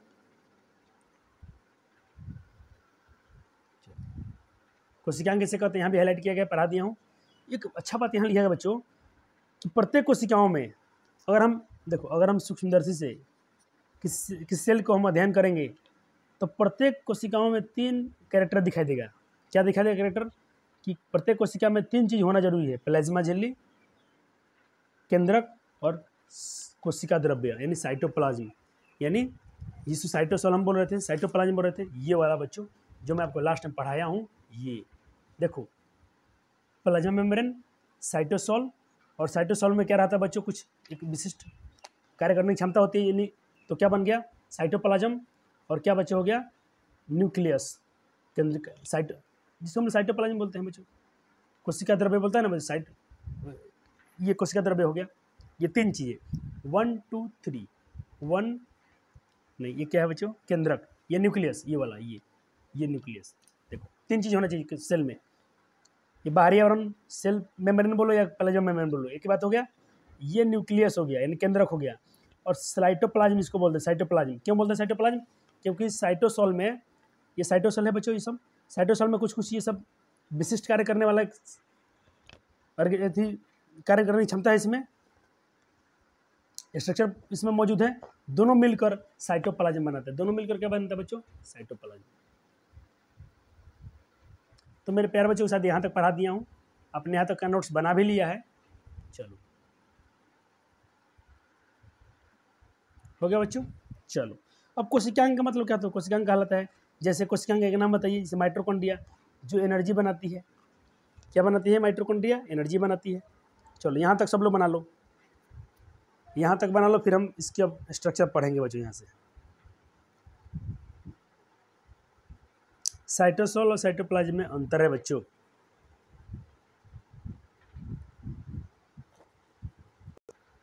चलो हो गया बच्चों, यहाँ तक हमने नोट्स बना लिया है। यहाँ तक अपने नोट्स बन गया, मेरे साथ में नोट्स बनाना है और देखना तुम सबको फेल कर दोगे। सारे लोग आपका अधूरे मालूम चलेंगे। तुम जब 11th में जाओगे तो हमको थैंक यू बोलोगे कि सर अपने मेरे एनसीईआरटी के एक पॉइंट को अपने क्लियर करा दिया, हमें कुछ रटना नहीं पड़ा, सारी बातों को अपने समझा दिया। क्या बात है। चलो प्लाज्मा झिल्ली तो बता दिया कि सेल की सबसे बाहरी परत होती है बच्चों। बीच में क्या था बच्चों? न्यूक्लियस था सबसे, और उसमें क्या क्या भरा था? फ्लूइड सब्सटेंस, साइटोप्लाज्म थी, साइटोप्लाज्म भरा था, इनकी कोशिका दर भरी थी। चलो अब प्लाज्मा झिल्ली अथवा कोशिका झिल्ली क्या होती है बच्चों? प्लाज्मा झिल्ली अथवा कोशिका झिल्ली क्या है? दोनों सेम है दोनों। यह सबसे बाहरी परत होती है, कोशिका घटकों को बाहरी पर्यावरण से अलग करती है। देखो मान लो कि सेल है, मान लो मैं आपको इमेज दिखा रहा हूँ, मैं दिखा रहा हूँ इमेज आपको, देखो ध्यान से देखिए बच्चों। चलो ये मैं मानता हूँ एक सेल है। अब देखो क्या होगा, मान लो ये बाहर है, पर्यावरण में कुछ कोई बैक्टीरिया वैक्टीरिया कुछ भी हो सकता है, वायरस हो सकता है, और ये सेल है। तो सेल अपने आप को बचाने, सेल को बचाने के लिए कवर है कि नहीं है? इस सेल को बचाने के लिए देखो इसमें जो कवर होती है बाहर, जिसको ढक कर रखती है, इसको सुरक्षा करती है, जो ये कवर दिखे, कवर दिख रहा है ये वाला। अब इसके ऊपर से पैक है, ये काट के दिखाया गया सेल को काटा गया है। ये तो ये ऊपर जैसे इधर पैक है ना, ये ऊपर से पैक रहेगा। तो जो ये अब देखो इसमें क्या है, कोशिका के अंदर बहुत सारा चीज़ है, इनको अब बाहर के वातावरण से, बाहर के पर्यावरण से अलग रखता है। जो परत, उस लेयर को हम बोलते हैं, उस परत को बोलते हैं, आउटर लेयर को बोलते हैं प्लाज्मा झिल्ली है। या क्या है? प्लाज्मा मेम्ब्रेन है या सेल मेम्ब्रेन है। अब देखो ये क्वेश्चन एक बड़ा प्यारा क्वेश्चन है बच्चों, पूछता है कि कोशिका झिल्ली को अथवा प्लाज्मा झिल्ली को वर्णात्मक परगम्य झिल्ली क्यों कहते हैं? वर्णात्मक परगम्य झिल्ली क्यों कहते हैं? तो देखो इनको बच्चे, इसको समझने के लिए हमें समझना पड़ेगा कि, चलो समझाते हैं पहले। देखो पहले किताब की लाइन समझ लेते हैं, बाद में आंसर लिखवाएंगे। पहले आप भी किताब हाईलाइट कर लीजिएगा कि प्लाज्मा झिल्ली क्या करती है, कुछ पदार्थ को अंदर अथवा बाहर आने देती है। कुछ पदार्थ जो होते हैं स्पेशल, उनको अंदर बाहर आने नहीं देती है। आप अंदर आओ जाओ, प्लाज्मा झिल्ली उसको नहीं रोकेगी, टोकेगी नहीं, हाँ भाई आओ, इन आउट चलेगा। लेकिन अन्य पदार्थ को, उसको छोड़कर अन्य पदार्थ को भी रोकती है। वर्णात्मक कहने का मतलब है कि सबको अंदर नहीं आने देती है, सबको बाहर नहीं निकल देती है, किसी खास को अंदर आने देगी और बाहर जाने देगी, खास जो होगा। लेकिन बाकी लोग को अंदर आने से मना करेगी, नहीं जाने देगी, गेट पर खड़ा, गेटे बंद कर देगी। इसीलिए उसको हम बोलते हैं कि यह इसीलिए उसको बोलते हैं कि वर्णात्मक परगम्य झिल्ली है। वर्णात्मक मतलब कैरेक्टर, किसी खास को, परगम्य मतलब आर पार जाने के लिए झिल्ली होती है, सबको नहीं। ठीक है, तो बच्चों इतना ही हमको नोट्स में करना है आज, और इतना ही करना है। फिर बाद में ये टॉपिक हम फिर बाकी चीज़ उसमें कैसे आती जाती है इस पर बात करेंगे। ये आपको मैं होमवर्क में छोड़ रहा हूँ, क्या क्या रीडिंग लगाना है। रीडिंग क्या लगाना है बच्चों? ये टॉपिक पूरा, इसके आगे ये टॉपिक पूरा, तो क्या क्या पूरी, जिसके पास बुक नहीं है टेंशन मत लो, मैं पूरा बुक दिखाता हूँ, आप वीडियो रोक करके धीरे धीरे पढ़ लेना। ये आपको होमवर्क। कहो सर कैसा टीचर में सर, हम बुक भी पढ़वाते हैं, पूरा स्कूल वाला फीलिंग आता है, सर कितने अच्छे हैं कि आपको किताब भी साथ साथ में रीडिंग लगवा देते हैं। हम बच्चों बिल्कुल ज़रूरी है, क्योंकि एनसीईआरटी है, और एनसीईआरटी हमारी माता है, नंबर दे के जाती है। जो एनसीईआरटी नहीं पढ़ती है उसे कुछ नहीं बुझाती है, पूरा रट्टा मारे। जिसको भारतीय मन लेना है ना, ले लो रटो, आलोक प्रकाशन ले लो रटो, कौवा बन जाओगे कौवा। फीलिंग नहीं आएगी कि साइंस होता क्या है। साइंस बच्चों रटने का चीज़ नहीं होता है, समझने वाला चीज़। हम देखें तुमको तो तुम पिला देंगे घोर कर। लेकिन दुख की बात है कि हमारा भी वीडियो बहुत सारे बच्चों के पास नहीं जा रहा है। जो गलत सलत पढ़ाते हैं उनके पास वीडियो के पास 8-8 लाख बच्चे जुड़े हुए हैं, और अपने पास 1000 भी सब्सक्राइबर नहीं पुर रहे हैं। पता नहीं आप लोगों का प्यार कितना कमज़ोर है, इतना छोटा सा प्यार दिखाते हो, कोई सब पढ़ेंगे, ये तुमको रीडिंग मारने के लिए दिया हूँ, हम भी पढ़ेंगे, ऐसा नहीं तुम छोड़ के भाग जाएंगे, नहीं नहीं, हम बच्चे का साथ नहीं छोड़ेंगे। ये पेज नंबर है बच्चों 68, तो 68 को भी पढ़नी है। एक्टिविटी, क्रियाकलाप, इंग्लिश में बोलते एक्टिविटी, एक्टिविटी भी आपको पढ़ना ही पढ़ना है, इसको फालतू मत समझना बच्चों। जितने एक्टिविटी दिए रहते हैं काम की चीज़ें, पढ़ो, जवाब दो, सवाल पूछता है तुमसे।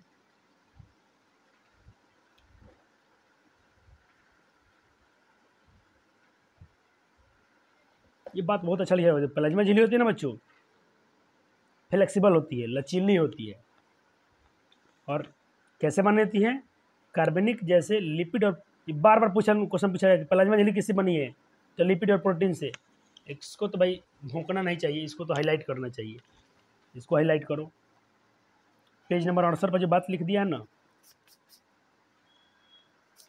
बच्चों, पेंसिल इसीलिए मैं इस्तेमाल करता हूँ कि जब मन तब उसको हम साफ भी कर सकते हैं।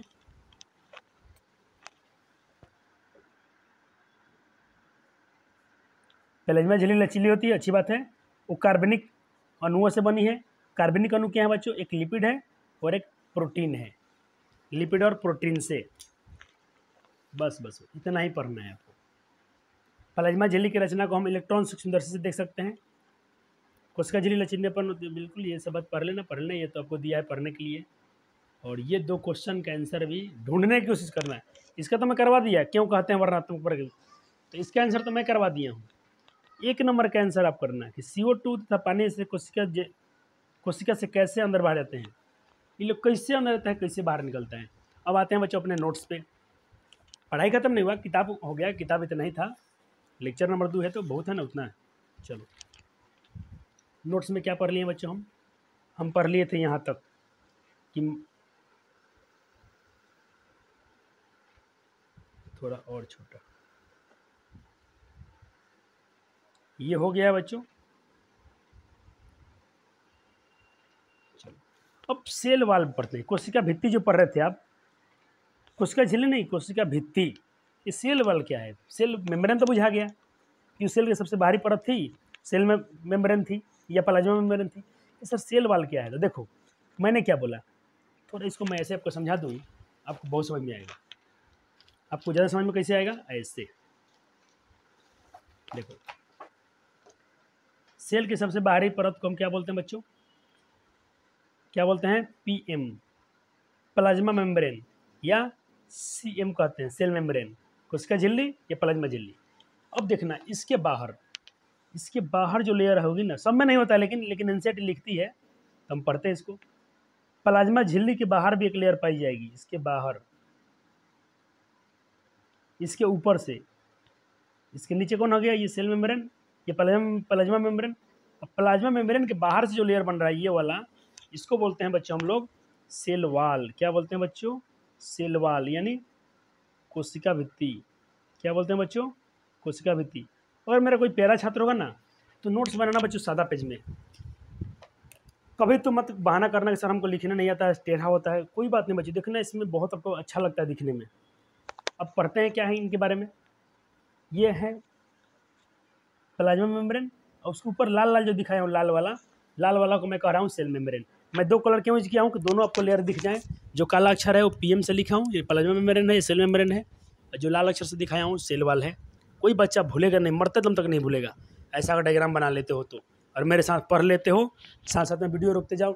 इसलिए मैं रिकॉर्डिंग डालता हूँ, मैं लाइव क्लास नहीं लेता हूँ, कि रिकॉर्डेड है, मज़ा बल्ले बल्ले, आराम से धीरे धीरे, जितना मान लो जितना वीडियो मेरा लंबा है कोई बात नहीं, 2 दिन में ख़त्म कर लो, 3 दिन में ख़त्म कर लो, कोई दिक्कत नहीं है। सप्ताह में 1 दिन आएगा बायोलॉजी का लेक्चर, बाकी धराधर मिलते रहेगा। चलो सेल वाल क्या होता है बच्चों, नॉन लिविंग होता है या डेड पार्ट होता है, मरा हुआ। ये देखना पैर का छेल, मान लो छाल ऊपर देख लो, मान लो छाल की बात करता हूँ, उसको धूप से घाम से फर्क पड़ता है, अरे डेड सेल है, मर जाए, लेकिन फ़ायदा क्या है, प्रोटेक्शन देता है। ये तो खुद मरा हुआ है लेकिन इसको बचा कर रखता है, जितना धूप गर्मी आएगा यही सह जाएगा। ले खुद मरा हुआ इंसान है, निर्जीव है, उसको क्या दिक्कत होगा, आए चिल्लाएगा नहीं, सजीव थोड़ी है। चलो और क्या होता है बच्चों, रिजिड स्ट्रक्चर, अरे कठोर होता है, ऐसे लपाओगे ना इसे टूट जाएगा, पुष्पा राव टूट जाएगा, झुकेगा नहीं। हाँ, यानी लचीला नहीं होता है। तो सॉरी बच्चों, मैं फिल्म का डायलॉग यूज़ किया हूँ इसके लिए। कहने का मतलब क्या हो गया, सेल वॉल जो होते हैं रिजिड होते हैं, रिजिड कठोर, वो टूटना पसंद कर जाएंगे, झुकेगा नहीं। लेकिन ये साला पुष्पा झुकेगा नहीं, टूटेगा लेकिन। ठीक है, चलो। लेकिन बच्चों हमने क्या पढ़ा था, प्लाज्मा मेम्ब्रेन क्या होती है बच्चों, ये क्या होती है, ये तो क्या हो रही थी बच्चों, लचीला थी, फ्लेक्सिबल थी। हाँ सर, कितना आप इंग्लिश बोलते रहते हैं बीच बीच में, हमको तो सर इंग्लिश से प्यार हो गया है। हो जाएगा बच्चों, आपको इंग्लिश के एक भी टर्म नहीं भागने देंगे हम। साइंस में इंग्लिश का कोई वर्ड आपको कभी ज़िंदगी में सताएगा नहीं। जो हिंदी माध्यम में पढ़ रहे हैं पढ़ें, मरेंगे वो लोग। हिंदी में पढ़ के कुछ नहीं कर पाएंगे वो, देख लेना। साइंस हिंदी में पढ़ने वाला चीज़ है ये नहीं है। पढ़ते हैं पढ़ें, पछताएंगे आगे चलकर, जब कंपटीशन की तैयारी करेंगे ना तो वहाँ जाके रोएंगे, गाएंगे, हंसे, तुम मुस्कुराओगे बच्चों।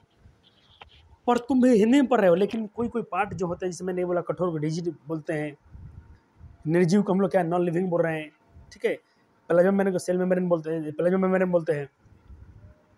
और प्लाज्मा मेम्ब्रेन के बाहर ये बनता है, ठीक है, बाहर बनता है, कोई समस्या नहीं।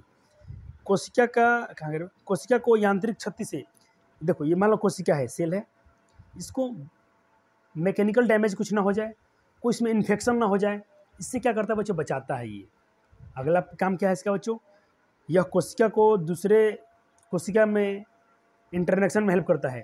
अब मान लो ये सेल है कोई, एक और सेल कोई यहाँ बनेगा, अब ये सेल वाल एक दूसरे से क्या हो जाएगा, आकर्षण, मतलब इनका बातचीत चलेगा, इनको इंटरेक्शन रखेगा, इनसे मतलब आदान प्रदान रखेगा। कुछ इसको देना होगा ये दे देगा, कुछ इसको देना होगा ये ले लेगा, यानी आदान प्रदान चलते रहेगा, यानी इंटरेक्शन रहेगा। ऐसा नहीं कि पूरा एकदम दोस्ती भूल गया, एक दूसरे को पहचानता नहीं है, सब सेल एक दूसरे को पहचान पाएंगे बच्चों। अवांछनीय विरहित अणुओं को लिए औरत, अब कोई चीज़ चाहेगा कि बाहर से में ढुक जाए, नहीं ढुकेगा। अब मान लो कोई चाहेगा चीज़, कोई तो वायरस पर इसमें ढुक जाए, नहीं भाई नहीं, पहचानता है, अपने ही आदमी को जाने देगा। अब ये प्रेजेंट इन कहाँ उपस्थित होता है बच्चों, इसका हिंदी क्या हो जाएगा, ये कहाँ मौजूद होता है बच्चों, कहाँ पाया जाता है, ये कहाँ मौजूद है, कहाँ पाया जाता है। तो पौधों की कोशिकाओं में, फंजाई की कोशिकाओं में, जीवाणु की कोशिकाओं में। फंजाई मतलब बच्चों, फंजाई मतलब कवक होता है, फंजाई मतलब कवक होता है।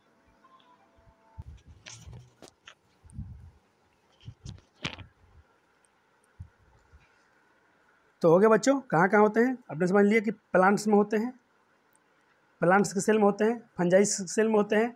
अब फंजाई में कौन सी, प्लांट्स मतलब तो पेड़ पौधे समझते ही हो, फंजाई मतलब कौन सा फंजाई, तो अपने मशरूम का नाम सुना होगा, मशरूम, ठीक है, जिसको गोबर छत्ता शायद बोलते हैं हिंदी में। जीवाणु यानी बैक्टीरिया में, बैक्टीरिया के सेल में होते हैं। अब चलो, जंतु कोशिका में सेल वाल नहीं होता है बच्चों, याद रखना, जंतु कोशिका में सेल वाल नहीं होती है, जंतु कोशिका में सेल वाल नहीं होता है, लेकिन एनसीईआरटी बोला है तो हमको पढ़ना पड़ता है। चलो, अब कंपोजिशन, क्या क्या चीज़ से मिलकर सेल वाल बना होता है, जितना रिजिड कठोर होता है, मजबूत होता है, क्या चीज़ से बना है बच्चों। तो देखना, ये तो प्लांट सेल में होते हैं जानते हैं, और ये किसी से बनता है बच्चों, सेलुलोज से बना होता है, किससे, सेलुलोज से। एक बात और याद रखना बच्चों, कोई पूछेगा कि मांसाहारी जीव जो होते हैं उनके छोटियाँ छोट होती है, और शाकाहारी जीव का छोटियाँ बड़ा होता है, का है, पूछना तुम किसी से क्यों, तो तुम इसका आंसर देना, कहना कि छोटी शाकाहारी जीव की छोटी आंत बड़ी इसलिए होती है क्योंकि उनको सेलुलोज को पाचन करना पड़ता है, सेलुलोज का। चलो, फंजाई यानी कवक, काइटिन, चिट्रिन मत बना, CHITN, चिट्रिन, काइटिन, इसको पढ़ें काइटिन। और ये क्या है बच्चों, पेप्टिडोग्लाइकन, पेप्टिडोग्लाइकन यानी बैक्टीरिया के जो सेल होते हैं, इनकी सेल वाल कैसे बनी होती है, पेप्टिकॉन से। फंजाई के सेल वाल कैसे बने होते हैं, काइटिन से। प्लांट के सेल वाल किससे बने होते हैं, सेलुलोज से बने होते हैं। लिख लिया बच्चों ने, हाँ चलो। अब बात करते हैं सेल मेम्ब्रेन जो है, या प्लाज्मा मेम्ब्रेन है, यह सबसे बाहरी आवरण है, जो बुक में ऊपर के दिखाया था मैं। क्या करता है ये, कोशिका के घटक को बाहरी पर्यावरण से क्या करता है, अलग रखता है, यानी कि ऐसा ना हो कि कोशिका सेल बाहर से मिल जाए तो बाहरी कुछ मान लो बैक्टीरिया ढुक जाए, कुछ वायरस चल जाए, उसको खा जाए, सेल मर जाए, तो सेल को बचाने के लिए अलग करके रखता है। प्लाज्मा झिल्ली लचीली होती है, फ्लेक्सिबल होती है, बहुत अच्छी बात है। लिपिड और प्रोटीन से बनी होती है। लिख दिए कि नहीं लिख दिए हैं सर, लिख दिए हैं। हाईलाइट कराए थे कि नहीं कराए थे, करा दिए थे। चलो, इसकी संरचना को हम इलेक्ट्रॉन माइक्रोस्कोप से देख सकते हैं, ऐसे खुली आंखों से नहीं देख पाएंगे। स्ट्रक्चर देख लो, मैं मानता हूँ, चलो ये क्या है, मान लो ये सेल मेम्ब्रेन है, सेल है, उसके बाहर ये परत है, तो जो बाहर जो ऐसी परत, इसी को बोलते हैं सेल में। अगर इसको बच्चों देखो, ये जो इस संरचना ऐसे नहीं दिखता है, अगर इलेक्ट्रॉन से देखेंगे ना इतना बड़ा अगर दिखेंगे तो देखो ये ऐसा दिख रहा है, ये तो तुम इसको बनाना पड़ेगा बच्चों। कहाँ से बनाओगे, मैं थोड़ा आपको एक अच्छा सा प्यारा सा डायग्राम दिखा दूँ। इसमें अगर दिख रहा है यहाँ से बना सकते हो, लेकिन इससे भी सुंदर दिखाता हूँ आपको। ये बच्चों स्ट्रक्चर है, इसको बनाना है आपको। मेरे वाला क्लियर नहीं दिख रहा है तो इसको यहाँ से बना ले। ये आपका परफेक्ट दिख रहा होगा, PDF में है, शानदार दिख रहा है, मुझे तो अच्छा लग रहा है। चलो कैसे करना है इसको सर, देखो ये सेल है, मान लो मैं थोड़ा यहाँ से पढ़ाता हूँ। ये सेल है, कैसे दिखना है बच्चों, सेल के दिखना है, इस पर एक बाहरी जो मैंने बोला लेयर होता है, सेल वाल जो उसको बोलता हूँ, या प्लाज्मा मेम्ब्रेन बोलते हैं, कोशिका झिल्ली या प्लाज्मा झिल्ली कहते हैं। ये ऐसे ऐसे जो स्ट्रक्चर, इसको जूम करके दिखा गया इलेक्ट्रॉन से, कितने बड़े बड़े, देखो कितने बड़े बड़े, ऊपर गुच्छा नीचे ये। और ये क्या है बच्चों, बीच बीच में कुछ पीला पीला सब्सटेंस धंसा हुआ है। जो धंसा हुआ चीज़ वो क्या है, प्रोटीन है बच्चों, क्या है, प्रोटीन है। इस चित्र को जल्दी से बना लो बच्चों। बना लिए बच्चों ने, वीडियो रोकना है, बना लेना है। मैंने बच्चों यहीं से बनाया है, देख लो मेरा कैसा दिख रहा है, थोड़ा लगभग बनाया हूँ, बना पाया हूँ तो।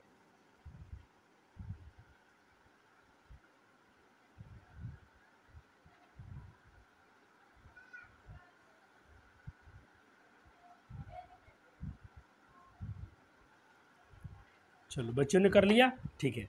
अब देखते हैं बच्चों, अब देखो इसमें मैं जो ये आपको दिख रहा नहीं, ये वाला जो स्ट्रक्चर दिख रहा है आपको, ये क्या है बच्चों, ये तो मान लो कहीं कहीं कार्बोहाइड्रेट है, कहीं कहीं उसमें मान लो मेम्ब्रेन प्रोटीन है, ठीक है। ये जो चीज़ है ना बच्चों, ये है फॉस्फोलिपिड। क्या है, फॉस्फोलिपिड। और क्या है बच्चों, दो देखो, एक ऊपर एक नीचे, एक ऊपर नीचे, एक ऊपर नीचे, इसलिए हम बोले बाई लेयर, दो लेयर हैं। बाई मतलब दो, इसका हिंदी कह सकते हो तुम द्विपरत। द्वि मतलब दो, परत दो परत, किसके, फॉस्फोलिपिड की, फास्फोरस और लिपिड की। चलो अब देखो ये फॉस्फोलिपिड के यहाँ बताया हुआ, देखो ये दिखाया हूँ, यहाँ एक दिखाया हूँ फॉस्फोलिपिड। मान लो ये ऊपर उसका सिर हो गया, ये हेड हो गया, और इसका टेल हो गया, ऐसा होता है, एक ऐसा होता है। लेकिन बाई लेयर कहने का मतलब क्या होगा, एक ऊपर है तो एक नीचे, एक ऊपर एक नीचे, एक ऊपर नीचे, ऐसे बना दिया तो बाई लेयर का लाएगा। बन गया बच्चों का, बन गया। अब देखो बच्चों, जो इसका ऊपर वाला है इसको बोलते हैं हाइड्रोफिलिक। ऊपर वाला सिर जो है इसको क्या बोलते हैं, हाइड्रोफिलिक। फिलिक मतलब होता है अट्रैक्शन, ये जल को, हाइड्रोजन सुना है, जल को खींचता है। हाइड्रो मतलब वाटर होता है, जल को अट्रैक्शन करता है तो उसको बोलते हैं हाइड्रोफिलिक। ये जल को, वाटर को आकर्षित करता है। लेकिन इसका जो पुछवा है ना, ये देखो डुअल नेचर का ही, दोगला है ये। ऊपर वाला बोलता है पानी चाहिए, नीचे वाला बोलता है मैं पानी नहीं चाहिए। एक पानी से प्यार करता है, एक पानी से डरता है। अरे बाप, क्या नेचर, एक ही चीज़ है। उसका माथा है जो पानी पानी खोजता है, और जिसका गोर जो है, पैर है साला बिल्कुल पानी से बहुत भागता है। तो नीचे वाले को बोलते हैं हाइड्रोफोबिक। फोबिया नाम से नहीं, फोबिया में डर होता है। हाइड्रोफोबिक यानी डरता है, और हाइड्रोफिलिक मतलब आकर्षित करता है जल को। ये वाटर को रिपेल करता है। रिपेलिंग मतलब होता है दूर भागाना, और अट्रैक्शन मतलब होता है नज़दीक लाना। समझा बच्चों ने, एकदम फोड़ के पढ़ा दिया जाएगा। जा तू टीचर बन के, तू एक मास्टर बन के निकलेगा आप यहाँ से। फिर आगे वाला पढ़ाई पढ़ेगा ना, एकदम बिल्कुल बल्ले वाले निकलेगा। Class 10th 11th 12th NEET JEE सब करना, सब जगह तुमको मेरा पढ़ाई सहायता करेगा। अब हाइड्रोफिलिक और हाइड्रोफोबिक। हाइड्रोफिलिक का मतलब होता है कि ऐसे अणु जो हाइड्रोफिलिक भी हैं और हाइड्रोफोबिक भी हैं, दोनों गुण जो दिखाते हैं उन्हें बोला जाता है एम्फीपैथिक। AMPHIPATTHIC। ये थोड़ा बहुत गलत, थोड़ा क्रॉस हो गया था, इसको दोबारा लिख दिया हूँ नीचे। यानी तुमसे कोई पूछे कि बताओ भाई एम्फीपैथिक किसे कहते हैं, एम्फीपैथिक किसे कहते हैं, तो कहना एम्फीपैथिक किसे कहते हैं, तो कहना वैसे मॉलिक्यूल्स जो हाइड्रोफोबिक और हाइड्रोफिलिक, दोनों क्या बोलते हैं, प्रॉपर्टी दिखाते हैं, उसे हम लोग बोलते हैं एम्फीपैथिक। अब देखो, कोशिका झिल्लियों में प्रोटीन और कार्बोहाइड्रेट भी होता है बच्चों। तो प्रोटीन क्या होता है बच्चों, थोड़ा पढ़ा दें आपको। ये तो आपको दिख रहा है, क्या दिख रहा है, ये लेयर दिख रहा है बच्चों, फॉस्फोलिपिड है। फॉस्फोलिपिड। और ये क्या है, लेयर है, बाहरी लेयर। तो उसमें सिर्फ फॉस्फोलिपिड में होता है, प्लाज्मा मेम्ब्रेन में होते हैं। तो PM लिख दिया हूँ। PM से समझ लेना कि मैं प्लाज्मा मेम्ब्रेन लिखा हूँ। तुम पूरा लिखना चाहते हो तो लिख देना ये प्लाज्मा झिल्ली है। ये क्या बच्चों, प्लाज्मा झिल्ली है। और उसमें क्या है, फॉस्फोलिपिड है, और बीच में मान लो एक प्रोटीन धंसा हुआ है। देखो यहाँ दिखा दिया हूँ। ये मान लो बीच में क्या है बच्चों, एक प्रोटीन धंसा हुआ है। अगर ऐसा है, अगर यदि फॉस्फोलिपिड के बीच में एक प्रोटीन धंसा होता है तो उसे बोलते हैं इंटरग्रल प्रोटीन, क्या बोलते हैं इसे, इस प्रोटीन को क्या बोलेंगे, इंटीग्रल प्रोटीन। अगर मान लो सेम वही संरचना है, लेकिन इस बार देखो फर्स्ट, इस बार प्रोटीन बीच में नहीं दशा है, मान लो प्रोटीन कहीं ऊपर है या कहीं इधर प्रोटीन चिपका हुआ है, कहीं सरफेस पर चिपका हुआ है, तो फर्स्ट पे तो इसको सरफेस प्रोटीन बोलते हैं, क्या बोलते हैं, सरफेस प्रोटीन। चलो दिखा बच्चों को, ये डायग्राम आपको बना लेने हैं मस्त आराम से, डरना तो बिल्कुल नहीं है, समय बिल्कुल हम दे रहे हैं आपको, बनाते चलो लिखते चलो। अब चलो प्लाज्मा मेम्ब्रेन कहते हैं, प्लाज्मा मेम्ब्रेन कुछ पदार्थों को कोशिका के अंदर बाहर नहीं देती है, यह अन्य पदार्थ को गति को भी रोकती है, इसलिए कोशिका झिल्ली को यानी प्लाज्मा झिल्ली को वर्णात्मक पारगम्य झिल्ली कहते हैं। तो एक प्रश्न भी कर दिया हूँ, 2 नंबर जो आपका एनसीईआरटी प्रश्न है, इसका उत्तर सेल्फ यानी यहाँ से यहाँ तक लिख देना, यहाँ से यहाँ तक लिख देना, इसका आंसर हो जाएगा सेल्फ, इसका आंसर यहाँ भर लेना खुद से, क्योंकि ऊपर ही आंसर है। अब आपसे बात करते हैं हम कि पारगम्य झिल्ली, अर्धपारगम्य झिल्ली और अपरागम्य झिल्ली क्या होता है, तीनों का डेफिनेशन देखो बच्चों। अगर इम्पेरिमेबल है, देखो इम्पेरिमेबल है, इम्पेरिमेबल है तो क्या करेगा, किसी पदार्थ को मान लो कोई चीज़ है, ये सेल है, और एक कैसा इसका ऊपर वाला आवरण है, इम्पेरिमेबल है, यानी और अपरागम्य है, ये किसी को अंदर नहीं आने देगा, किसी को अंदर नहीं आने देगा, ठीक है। चलो अगर वर्णात्मक पारगम्य है तो क्या हो गया, मैं बोला ना, दूसरों को अवरोध करते हुए, एक आदमी को खाली अपना दोस्त को चिन्हेगा, बाकी लोग भगा देगा, तो दूसरों को अवरोध करते हुए, दूसरों को रोकते हुए विशिष्ट विलय को गुजरने देगा, जिससे खास दोस्ती है, जो उसके लिए आवश्यक है उसी को जानने देगा, तो इसीलिए हम लोग उसको क्या बोलते हैं, सिलेक्टिवली पेरिमेबल। अब पेरिमेबल क्या है बच्चों, पारगम्य क्या होता है, ये किसी को नहीं छोड़ेगा, सब आओ जाओ, पूरा मास्टर सो गया है, बच्चा आ रहा है जा रहा है, ऐसा आदमी है ही, दोनों विलय और विलायक के अणुओं को गुजरने देता है, जिसको आना है जाओ आओ जाओ, विलय हो चाहे विलायक हो, दोनों आओ जाओ खुश। अब देखो एक होता है सेमी वाला, ये खाली पानी से विलायक को गुजरने देता है, तो अर्धपारगम्य बोलते हैं। तीनों का डेफिनेशन समझा दिया, आपके एनसीईआरटी में नहीं दिया है, लेकिन एनसीईआरटी ने इसे बार बार यूज किया है, तो बच्चों इसके लिए यहाँ पर बता दिया गया, अब आप नहीं घबराओगे।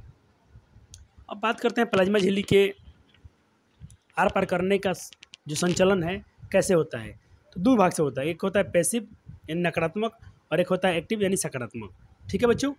तो पैसिव जो होता है बच्चों, ये अगले लेक्चर में पढ़ाया जाएगा, अभी थोड़ा हिंट्स दे रहा हूँ, इसको अगले डिटेल्स में हम लोग अगले लेक्चर में इसको खूब बढ़िया से पढ़ेंगे। अगर सकारात्मक हो, नकारात्मक होगा, नकारात्मक का मतलब क्या होता है, जैसे मान लो कि किसी को कहीं जाना है, यहाँ आदमी ज़्यादा है, यहाँ ज़्यादा मॉलिक्यूल है, यहाँ कम मॉलिक्यूल है, तो कम से ज़्यादा की तरफ जाना है, ज़्यादा से कम की तरफ आना, इसलिए मैं बोला पढ़ के आना, इसको हम अगले लेक्चर में चर्चा करेंगे। फिलहाल थोड़ा सा हिंट्स देकर चला लेता हूँ। 2 तरीक़े से होता है पैसिव ट्रांसपोर्ट, नकारात्मक परिवहन 2 प्रकार से होता है, डिफ्यूजन से यानी विसरण से, और परासरण से। अब परासरण क्या है, संपरासरण क्या है, सब पढ़ाया जाएगा अगले लेक्चर में, क्योंकि इस लेक्चर का टाइम भी हो चुका है। लेकिन तब तक दोनों में थोड़ा अंतर आप लिख लो कि नकारात्मक क्या है। देखो अणुओं गति सांद्रण प्रवणता की होती है, जहाँ सांद्रण ज़्यादा होगा उसके तरफ उसके साथ में होता है, यहाँ अणुओं गति सांद्रता प्रवणता के विरुद्ध होती है, मतलब कम से उल्टा, यहाँ उल्टा चलता है, इसीलिए इसको ऊर्जा की आवश्यकता होती है, इसको ऊर्जा की आवश्यकता नहीं होती है, क्योंकि ये उल्टा चलता है, विरुद्ध चलता है उसके, ये साथ में जाएगा, मान लो जो जहाँ पानी बह रहा है उसी में चल जाएगा, ये उल्टा चलेगा, ये तेज में होता है, ये धीमा होता है। निष्क्रिय, देखो बाकी लिख लो, ये पॉइंट थे। अब क्या है बच्चों, प्लाज्मा झिल्ली में क्या होता है बच्चों, अब क्वेश्चन आपसे पूछ रहा हूँ, बताओ प्लाज्मा झिल्ली में फॉस्फोलिपिड का शीर्ष क्या होता है, आपसे ये क्वेश्चन पूछा हूँ, मैं कि प्लाज्मा मेम्ब्रेन का जो फॉस्फोलिपिड शीर्ष जो होता है, हेड जो होता है, हेड क्या होता है, तो क्या बोले थे बच्चों, हाइड्रोफिलिक। क्या होता है बच्चों, हाइड्रोफिलिक। हाइड्रोफोबिक तो नहीं होता है, हाइड्रोफिलिक होता है। जल प्रेमी, हाँ जल को आकर्षण करता था, जल को लव कर रहा था वो, देखो वाटर को आकर्षित, जल का प्रेमी है, तो दोनों है बच्चों, जल का प्रेमी भी है, तो बी सी दोनों ऑप्शन डी सही हो जाएगा, यानी ये भी सही है, ये भी सही है, तो तुम किसको टिक मारोगे, डी क्यों मारोगे। बच्चों का क्वेश्चन कट रहा है क्या, नहीं कटेगा बच्चों, हम है कि नहीं है, नहीं कटने देंगे। इसका बताओ जल्दी से, सेल वाल यानी पादप की सेल वाल की भित्ति कैसे, पादप कोशिका की कोशिका भित्ति कैसी होती है, सेलुलोज की बनी होती है, काइटिन की, अभी पढ़ाए हैं, जस्ट नहीं पढ़ाए हैं, तो बच्चा भी जानता होगा कि सेलुलोज क्या होता है। थोड़ी देर पहले पढ़ाए थे कि जो प्लांट के जो सेल होते हैं किससे बने होते हैं बच्चों, प्लांट की जो सेल होता है, सेल वॉल किससे बनी होती है? सेल वॉल किससे? सेलुलोज से बनी होती है। किससे बनी होती है बच्चों? सेलुलोज की बनी होती है। तो कितना आपको मजा आ रहा है, जो पढ़ाया था वही का ऑब्जेक्टिव भी करा दिया जाता है। इससे बेहतर आपको यूट्यूब पर कोई पढ़ा देगा ना, तो फिर आपको हमको मेरे चैनल को अनसब्सक्राइब कर लेना, मेरे वीडियो को मत देखना, डिसलाइक कर देना, गंदा सा कमेंट कर देना, मुझे जो भी करना हो कर देना। लेकिन अगर आपको लगता है कि नहीं ऐसा वो कोई नहीं करता है, तो प्यारा सा खूबसूरत सा कमेंट कीजिएगा, वीडियो को शेयर कीजिएगा, ताकि बच्चे जुड़े इसमें। अब वीडियो तुम अपने दोस्तों को कैसे बढ़ाओगे, तुम्हारा काम है। निम्न में किसने कोशिकाओं की उत्पत्ति के बारे में बताया था भाई? किसने? तो बिरचो ने बताया था बच्चों। ये सब पहले चैप्टर से पढ़ा, पहले लेक्चर से क्वेश्चन है। The functional unit of brain का मतलब क्या है? तो ये भाई न्यूरॉन होता है।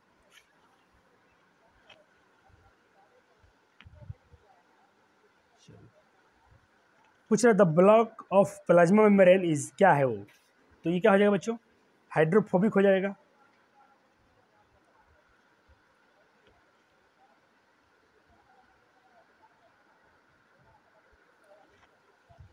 चलो फटाफट से क्वेश्चन लिख लेंगे पर बच्चे, जल्दी जल्दी जल्दी कर लें। अब देखो बच्चों, सीबीएसई बोर्ड को भी कंटेंट आपको पढ़ाए थे। देखो यहाँ पर क्वेश्चन किस में लिखा है? The functional unit brain. सारा क्वेश्चन इंग्लिश में है कि नहीं है? तो इसको हिंदी भी कर दिया हूँ कि मेरे प्यारे बच्चों को दिक्कत ना हो। कितना अच्छा आपको नोट्स, इतना कौन पढ़ाएगा आपको? इंग्लिश में पूरा सीबीएसई बोर्ड पढ़ा देते हैं, कम पैसे फ्री में तुम पढ़ते हो ना। इतना तो मेरे आसपास में जितने अपने ईश्वरपुर में हम लोग हैं, आसपास में जो स्कूल वाले भी इतना बेहतर नहीं पढ़ाता लोग, जितना हम आपको अच्छा कंटेंट दे रहे हैं, वो भी बिल्कुल फ्री में।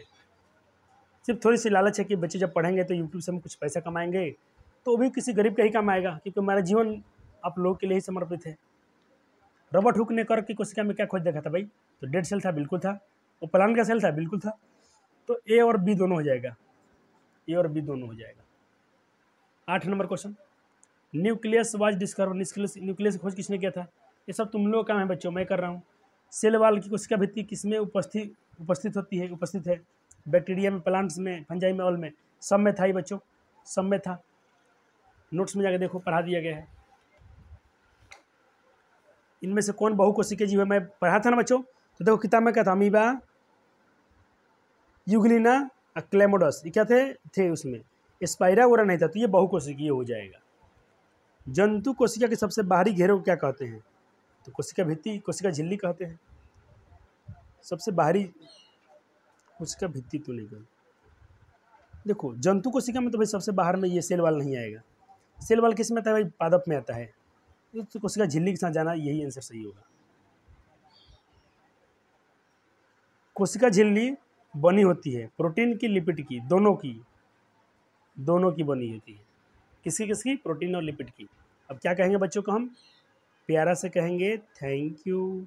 बच्चा कहेगा सर जी आप थैंक यू काहे बोलते हैं, हमको धन्यवाद काहे देते हैं? अरे बच्चों आपको धन्यवाद देना पड़ेगा। क्यों धन्यवाद देना पड़ेगा? तुम प्यारे बच्चे हो, इतने मेहनत से पढ़ते हो, ये छोटी मोटी बात थोड़ी ना है। आपका यूट्यूब पर आना, ऑनलाइन क्लास देखना, नोट्स बनाना, ये बच्चों का खेल नहीं है। तुम शेर हो, बहादुर हो, और बहादुर को तो भाई धन्यवाद बोल देना चाहिए कि नहीं चाहिए? तो love you so much, bye bye, take care, ख्याल रखना। माता पिता के आगे का पालन करते ही रहना है। संस्कार के साथ शिक्षा, यही है गुरुकुल की अंतिम इच्छा। धन्यवाद।